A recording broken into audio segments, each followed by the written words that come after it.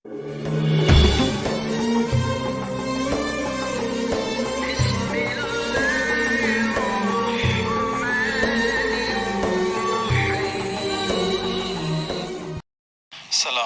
warahmatullahi wabarakatuh.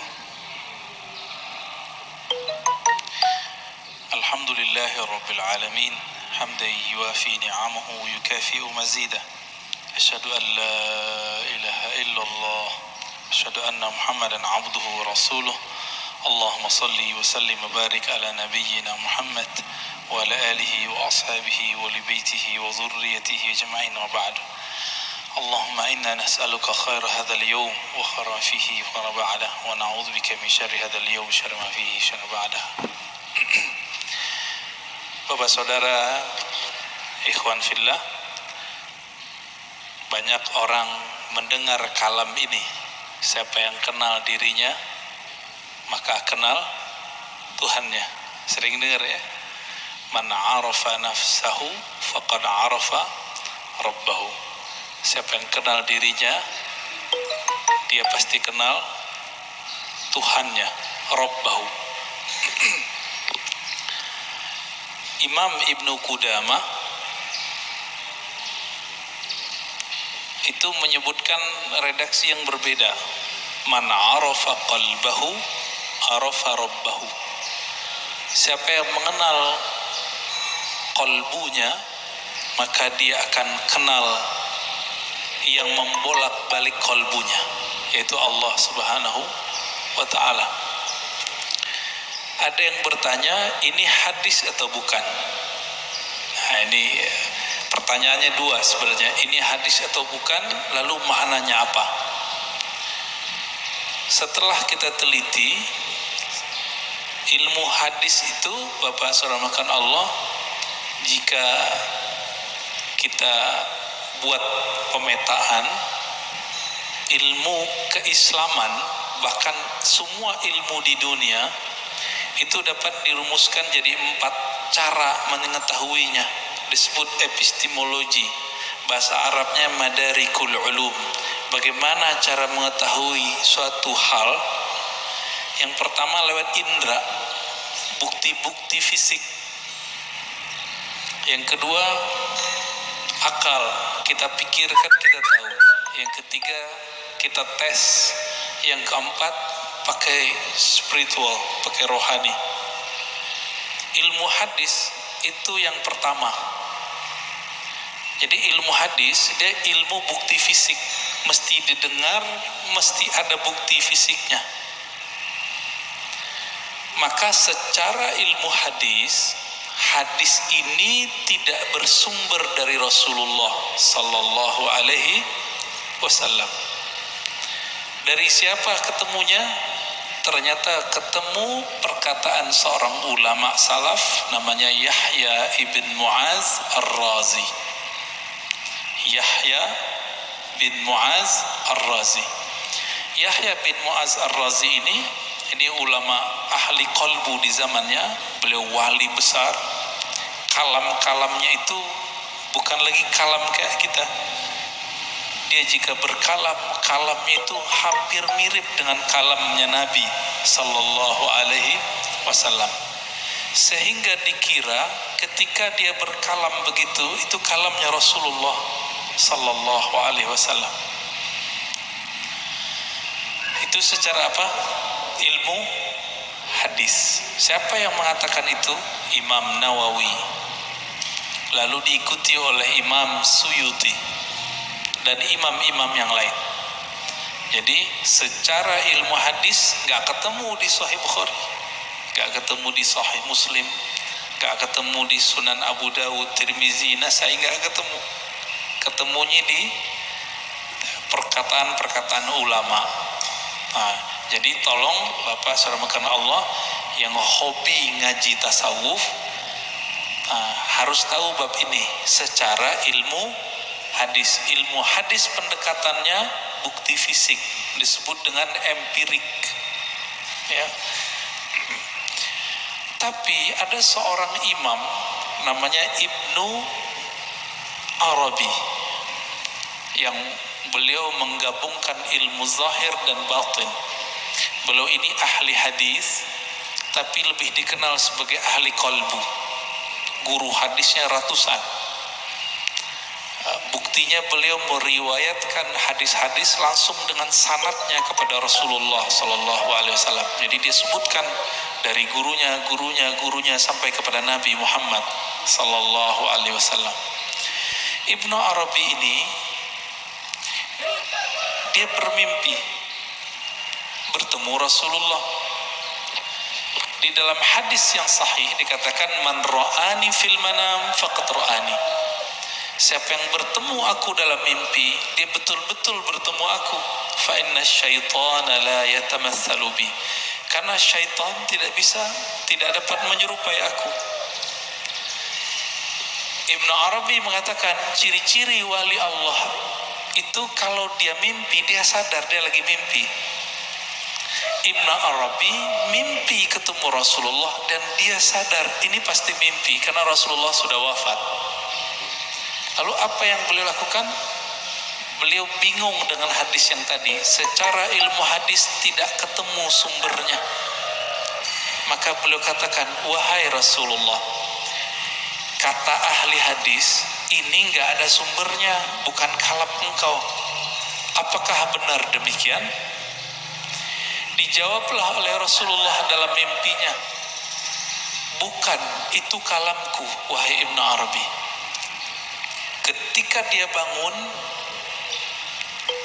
maka dia malu mengatakan ini bukan hadis Nabi Sallallahu Alaihi Wasallam. Kenapa? Minimal mimpi ini benar untuk dirinya, meskipun belum tentu benar untuk orang lain. Inilah asbabnya kenapa kalam ini kemudian menjadi ambigu.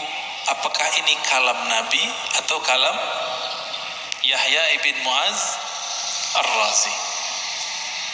Ya, ini secara gabungan nih. Mimpi masuk kemana? Satu tadi empirik, bukti fisik. Mimpi yang nomor 4, zauq, intuisi, qalbu, ruh.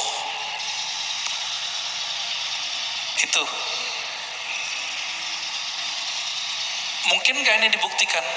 Dibuktikan oleh orang yang sudah sampai ke sana. Kalau oleh ahli hadis yang tidak sampai, kemampuan rohaninya sampai ke taraf ini gak bisa.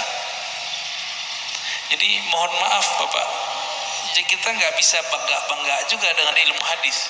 Ilmu hadis itu sendiri mirip kayak ilmu saintifik yang lain, eksak yang lain sama. Ilmu sejarah, arkeologi. Kalau sekarang untuk ngecek orang meninggal itu, kuku-kukunya dicek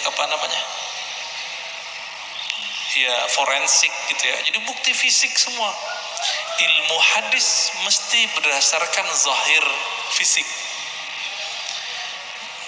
Oleh karena itu Bapak, saudara yang bukan Allah, jika berdiskusi dengan ahli hadis, sulit kita ngungkit yang nomor 4 ini. Dia pasti yang nomor 1.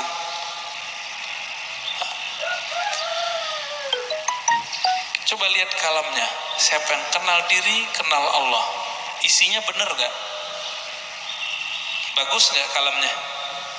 Bagus. Berarti secara ilmu hadis, tidak semua kata-kata yang bagus, kata-kata yang benar itu kalam Nabi. Secara ilmu hadis banyak Pak. Bahkan tidak semua yang benar itu kalamnya Nabi. Contohnya Monas di Jakarta, benar gak? Saya bilang Nabi bersabda Monas di Jakarta. Jadi palsu gak?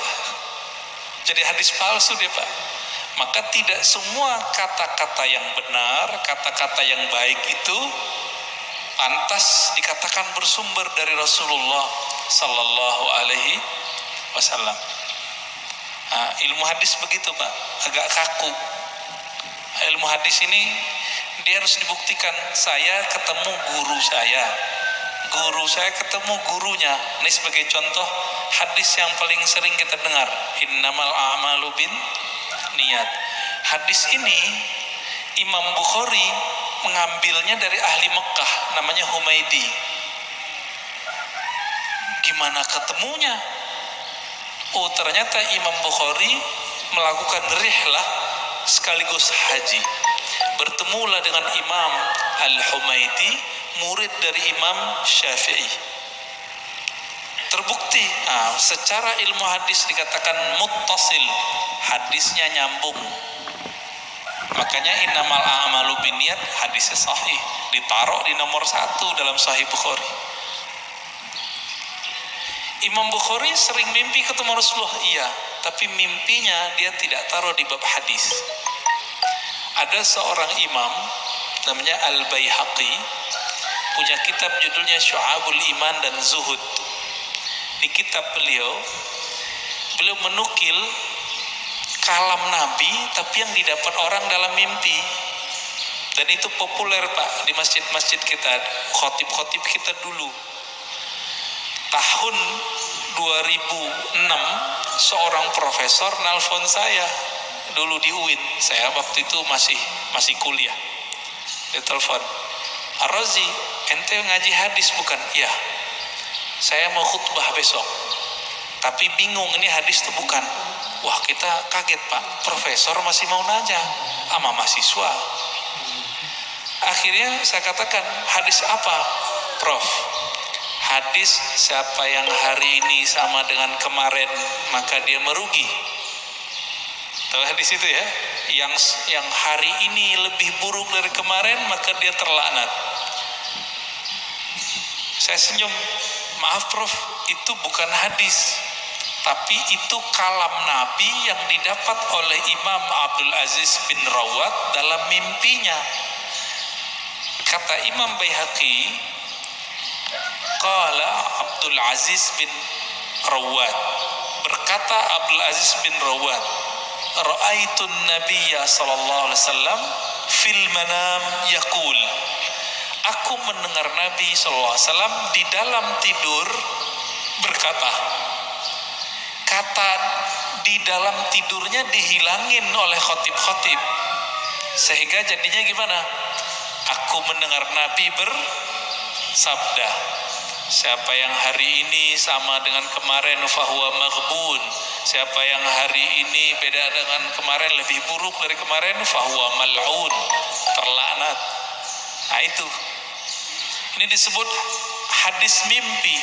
Tapi ingat, hadis mimpi bukan hadis secara ilmu hadis. Tapi kalau versi yang keempat itu hadis Pak.